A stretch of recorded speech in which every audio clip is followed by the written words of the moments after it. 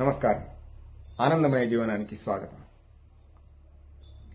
భర్తృహరి ఒక సందర్భంలో ఒక మాట చాలా కొంచెం కఠినంగా చెప్పిండు. అంటే మొహం మీద కొట్టిండేమో అనిపిస్తుంది.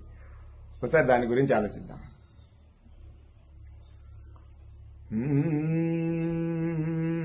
ఉరుతర పర్వతాగ్రమున నుండి దృఢం బగురాతి మీద సత్వరమున త్రెళ్ళి కాయముహతంబుగజేయుట మేలు. గాలిమే పరిదొరవాత కేలిడుట బాగు. హుతాశన మధ్యపాతమున్ వరమగు.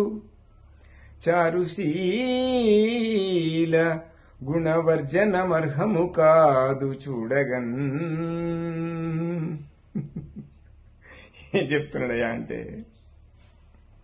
ఓ పెద్ద కొండనెక్కి ఓ గట్టి బండను చూసి దాని మీద దూకి సావురానాయన అంటు. అరే ఇదేంది బాబు, హితోక్తులు చెప్పమంటే మంచి మాటలు చెప్పమంటే ఇట్లా చెప్తున్నావు అని అనుకోకూడదు. ఆయన అన్న మాట ఇది, నేను చెప్తున్న మాటగా. రెండో మాట ఏమన్నా అట్లా కుదరలేదు. మా ఊర్లో అసలు కొండలే లేవు, మాదంతా మైదాన ప్రాంతం అని అనుకుంటారు మనం.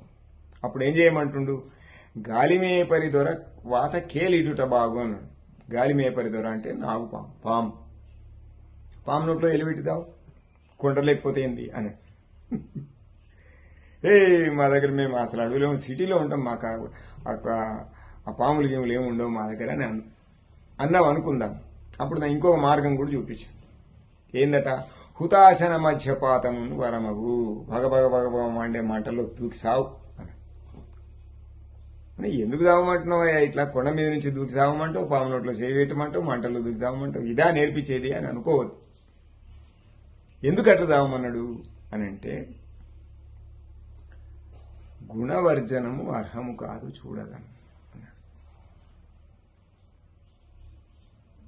అంటే మనకున్నటువంటి ఉత్తమ గుణాలని పోగొట్టుకోవద్దు. పోగొట్టుకోవాల్సిన పరిస్థితి వస్తే సావు, కానీ గుణాన్ని వదలకు అని చెప్పాడు. ఇది ఆయన చెప్పిన మంచి మాట. అంటే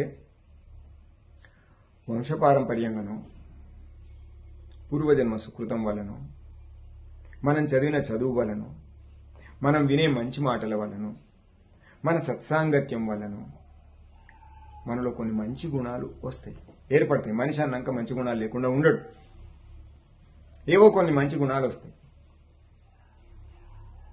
కొందరు ఉంటారు, ప్రాణం పోయినా సరే, అంటే వాడు ఎట్లాంటి పనులు చేస్తున్నా సరే, ఒకడు ఆపదలో ఉన్నాడంటే వెంటనే ఆదుకుంటాడు. ఇది మంచి గుణం. తాను ఆపదలో పడుతున్నాడని అనుకున్నా సరే సత్యమే మాట్లాడతాడు, వాడు అబద్ధం మాట్లాడు. ఫలానా వాడు చెప్పిండంటే నిజమే అని అందరూ ఒప్పుకుంటారు. ఇది మంచి గుణం. తనకు లేకున్నా సరే ఒకడు ఆపదలో ఉన్నాడంటే దానం చేస్తాడు. వాడికి దానం చేయడం అంటే సరదా, అంతే. దానం కోసం ప్రాణం తాకట్టు పెట్టాలన్నా పెడతాడు. ఇది మంచి గుణం. ఇట్లా మన సంస్కారం వలనో, మన చదువు వలనో, మన వినికిడి జ్ఞానం వలనో, 10 మంది మంచి వాళ్ళ మధ్యన తిరగడం వలనో మంచి గుణాలు వస్తాయి. వచ్చినటువంటి మంచి గుణం 1, 2, 3, 10 ఎన్నైనా సరే వాటిని మాత్రం వదులుకోకూడదు అంటున్నాడు ఆయన. అట్లా వదులుకోవాల్సిన పరిస్థితి వస్తే సావు. పెద్ద కొండనెక్కి బండ మీద దూకి సావు, లేదంటే పాము చేతిలో నోట్లో చేపెట్టి సావు, లేదంటే అగ్గిలో దూకి సావు. కానీ మంచి అలవాట్లు, మంచి పద్ధతులు, మంచి లక్షణాలని మాత్రం వదులుకోవద్దు అని చెప్పిండు. ఇది మంచి లక్షణాలకు ఉన్నటువంటి విలువ, శ్రేష్టత. అంటే మంచి లక్షణం పోయింది కదా అని బాధపడడం కాదు. ఇంతకుముందు మనం చెప్పుకున్నట్లు ఎప్పుడైనా ఎక్కడైనా పొరపాటు జరిగితే దాని నుంచి బయటపడి మళ్ళీ మనల్ని మనం సంస్కరించుకునేటటువంటి ప్రయత్నం చేయాలి. ఆ ప్రయత్నంలో అందరూ ముందుండాలని, ఉత్తమ గుణాలని ఎప్పుడూ వదులుకోకూడదని మనసారా కోరుకుంటూ ఆనందమయ జీవనానికి బాటలు వేసుకుందాం. ఆనందో బ్రహ్మ.